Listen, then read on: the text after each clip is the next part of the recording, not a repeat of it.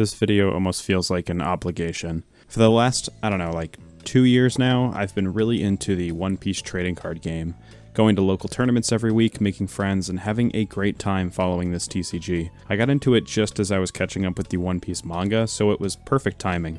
The cards look incredible, having some drop-dead gorgeous art. It makes them super fun to collect and have a binder full of. It helps I've had some really good luck with pulls, hehe. And there's a sense of excitement when a new set drops that is so palpable and infectious. Like, sure, the game has its problems, the community has its problems, but I look over at the scalping nightmare that is Pokemon, or the Fortnite-ification of Magic the Gathering, and I'm just so grateful this game is being handled as well as it is. That being said, me and TCGs are a tough pair. For one, following such an ever-changing meta requires me to actively be invested in the game almost constantly, which my ADHD is not a fan of. If it isn't painfully obvious from my videos, I tend to bounce around interests pretty often, making it sorta hard to be on the pulse of the current meta at all times. And, I don't exactly make a lot of money these days. Listen, I'm a freelance artist. It's not in my skill set to make money, okay? Any money I could justify spending on hobby stuff, which really isn't much, mind you, is hard to want to spend on basically gambling. Sure, buying singles is probably better, but it still really adds up. On top of my tournaments every week, the hobby already feels like an out-of-reach financial investment, so I don't exactly play meta decks. I'm usually missing one or two pieces that really bring the deck strategy together, and unfortunately these pieces cost $20 to $30 a piece, and I need 4 of them. This ultimately makes tournaments feel kinda bad sometimes. I always feel like I'm dragging my feet when it comes to deck building. This is all to say, I do have one deck that I love and play above all else, Blue Nami. So for those who don't know, which I will assume most of you watching don't know, the One Piece TCG is about building a 50-card deck revolving around a single leader card. Usually those leader cards have specific abilities and attributes that synergize with other cards in the game, usually indicated by colors. Every leader and their character have different playstyles and strategies to winning, but the main goal of One Piece is to land attacks on your opponent's leader card until they are out of life cards, or out of cards in their deck. If you hit them for the power that is equal or greater than their power, they take a life. The opponent, in response to your attacks, can discard cards from their hand with counter numbers on them, adding that value to their life for that battle. If you swing at the 5,000 power leader with 6,000 power, the opponent needs to discard 2,000 power worth of counter cards to get out of that attack, since matching the amount still results in it going through. You have a set deck of mana cards called DAWN that are increased by 2 every turn until you hit 10. There are characters and events to play that use up that DAWN until your next turn, but DAWN can also be attached to characters before an attack to increase that attack by 1,000 power per DAWN. This creates a cool risk-reward. Do you want to use your mana to be more aggressive or establish more of a board of characters for next turn? Events are simply spell/trainer cards that activate during your turn or during your opponent's turn for the appropriate amount of DAWN, and that's basically it. It may sound like a lot, but it's actually pretty simple. I wouldn't normally bother explaining all this, but I feel its core mechanics are important to know when I discuss why I love Nami so much. Because Nami, isn't like the other girls. Nami is the only leader card in the entire game that has an alternate win condition. You know how I just said you lose if you run out of cards in your deck? Well, Nami's ability is that, according to the game's rules, when you run out of cards in your deck, you win. Meaning you are purposely trying to get to the bottom of your deck as fast as you can. Before your opponent kills you, that is. And this isn't when you draw and have no cards. No, this just says if you have no cards, you win. Meaning you can win on your opponent's turn, which is just so devious and satisfying. I love this deck so much. It's by far the most fun I've ever had playing this game, and I'm going to spend an embarrassing amount of time explaining to you why that is. Mainly, 1, because I need an outlet to gush about this card game, and 2, I genuinely feel this deck and its playstyle gets such a bad rep. If you asked a group of One Piece players what deck they hate the most, I'd say a solid percentage of them would say Nami. Okay, maybe not these days because she's not very good right now, but still, point is, people don't exactly like this deck or its playstyle, and in some respects, I understand. Nami's deck is all about playing into your opponent's habits. Most of your cards work in response to the opponent's attack, meaning you have to carefully balance when and how you're using all of your tools to secure the win. This is a lot of real-time and future-proofing math you have to do, which I find extremely extremely satisfying and fun, but the opponent basically has to do the same thing, but in reverse,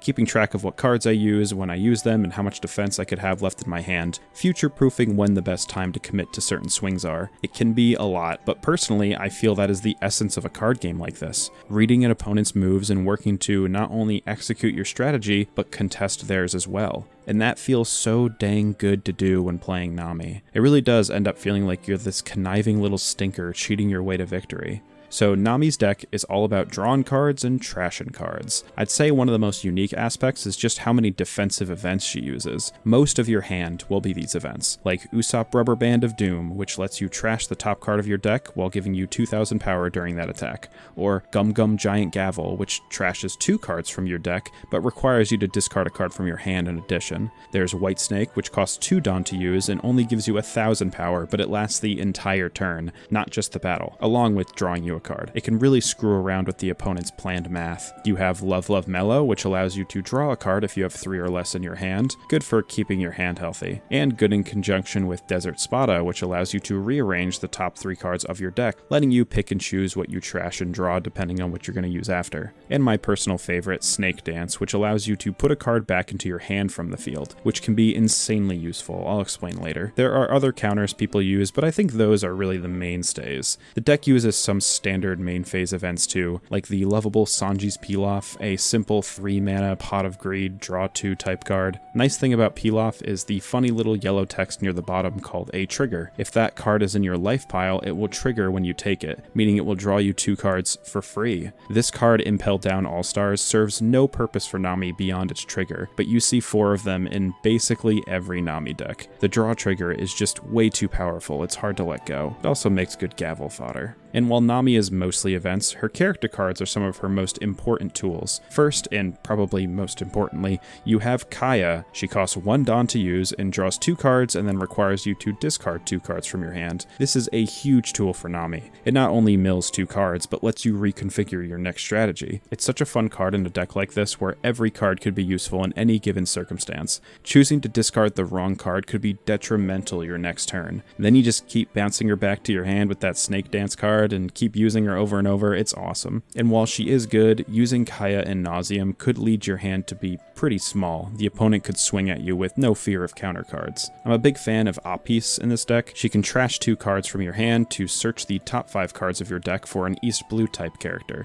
which consists of both Pilaf and Kaya. She's useful towards the end of the game, plus she's a free 2k counter. People run a few blockers, like Boodle, who trashes a card when he dies, or on the literal opposite coin, Marguerite, who draws a card when she comes out. I'm a huge fan of this Nami Searcher card they made a few sets back too. When it attacks for its measly 1000 power, it searches for the top 5 cards of your deck for any blue event. This card can be a real pain when in conjunction with a blocker or even multiple Namis. It basically becomes like a soft blocker because the opponent has to do something about it, or it'll just keep searching for events the entire game. This was also a hugely important card for Nami's mirror match. It made it way more interesting. It felt like one of the first cards in a long time specifically meant for the blue Nami deck. A really important aspect of these searchers is that the remaining 4 cards you don't grab go to the bottom of your deck in any order you choose. And unlike any other leader in the game, Nami will eventually see that bottom of her deck, making what you do with the bottom of your deck a really important decision and something you have to keep track of the entire game. As you keep using searchers, you keep pushing up those cards, so keeping track of them becomes harder and harder.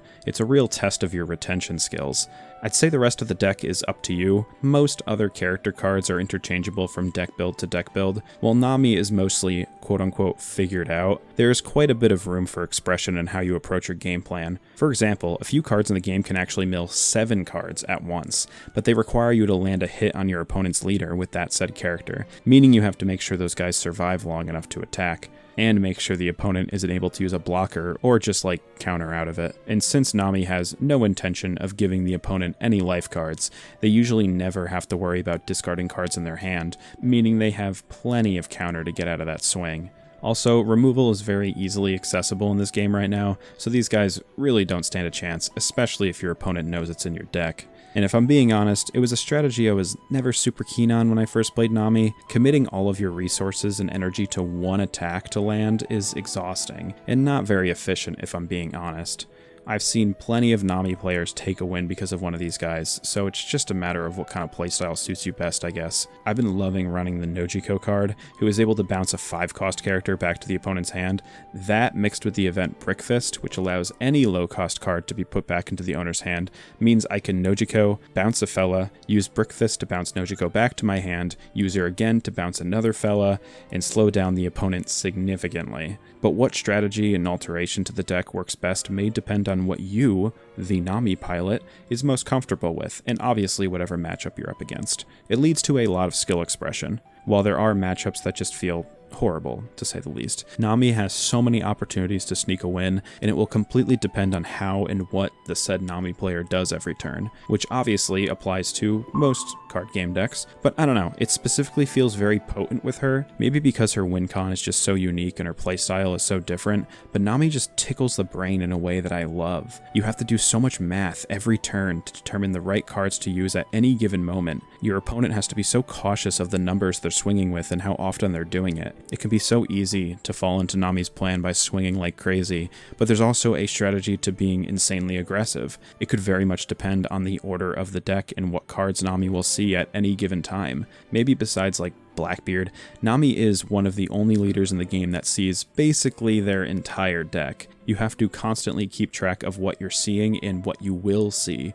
Should you use Kaya right now? Maybe you've already used 2 and remember one being in the 4 cards you sent to the bottom of the deck using the Nami Searcher, meaning that this is the only Kaya until the last turn. Should you save it to maximize your draw towards the end? Or is there a card that draw 2 will get you that you need right now? Maybe you've only seen one Pilaf so far, so the odds of that Kaya drawing a Pilaf are super high. You see what I mean? You get to play with so many variables and use so much information to maximize the navigation through your deck. Like some kind of navigator or something. Whoa.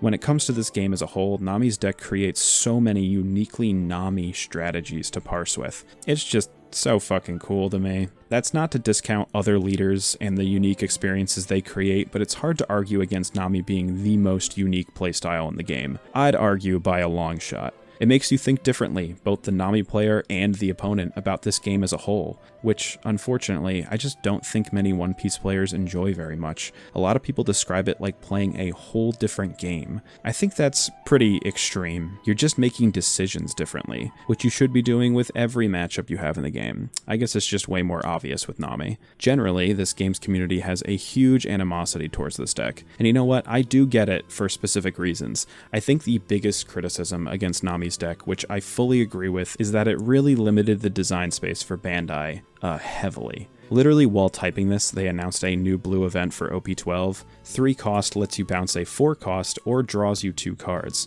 This would be amazing for Nami, basically another Pilaf/Brickfist in one, but Bandai isn't stupid, they knew this, so they added the "if your leader is multicolored" to the card. There is no way that decision wasn't made because of Nami, and as a result, leaders like Ivankov and Boa lose out on a potentially great tool for their decks too. And that isn't the only card that's been balanced like this. Bandai has been so careful, because one wrong on play or event could break Nami wide open, making her unstoppable. I can only imagine the difficulty in that, and the frustration that causes in designing mono blue decks. We don't want every card to be leader locked, we want deck brewing capabilities, but it almost feels like the only solution to keeping Nami in check is to leader lock every decent draw and trash card in the game, which is basically Blue's entire thing. It's hard to blame any one thing for this because Nami's deck is objectively awesome, it's flavorful, unique, and a great idea, but at what cost? I mean, I'm cool if the cost is Boa not being good. Smiles. Anyways, most of the other criticisms for this deck I would file under whining. Most players just hate facing it and will avoid it at all costs. I'd say 50% of games I try to join on the online sim, the opponent just concedes immediately once they see my leader. Like, I get it. It's different and possibly annoying. Most of the time, Nami is avoiding attacks and punishing their opponent for attacking at all. It can feel pretty defeating just watching the Nami profit off of your attacks. But that's part of the gameplay loop, man. So many times I'll hear people go, "Is there even a point to attack? You're just going to use an event." Like, yes, I will, but I'll use that event eventually anyways. Odds are it will get used. This is just one less attack I have to worry about if you don't swing. which could be a strategy depending on what you plan to do, but I think opponents overestimate exactly how much Nami can actually do with counters. Nothing just draws cards for free. It's always going to be a card for a card or trashing cards. You will always be whittling away the hand size slowly, and the smaller the hand size, the easier it is to justify swinging into her without much worry. It just requires good math and some well thought out foresight on how the game may go, because as I said before, Nami will go through their entire deck. If you pay attention, it can be the most predictable deck in the entire game. Generally, it feels like people don't like facing it because they don't want to bother learning how to face it, which I really just don't have too much sympathy for. I'm plenty annoyed facing Blackbeard in this game, but I just don't give up whenever I have to face one. The game has so many variables and outcomes that can tilt the scales in either direction at any point, so you never know. Nami is pretty matchup dependent, but I've lost to plenty of favorable matchups and won many not so favorable matchups, and most of the wins were only earned because the opponent clearly didn't know what they were doing, probably because of the bad reputation this deck has in general.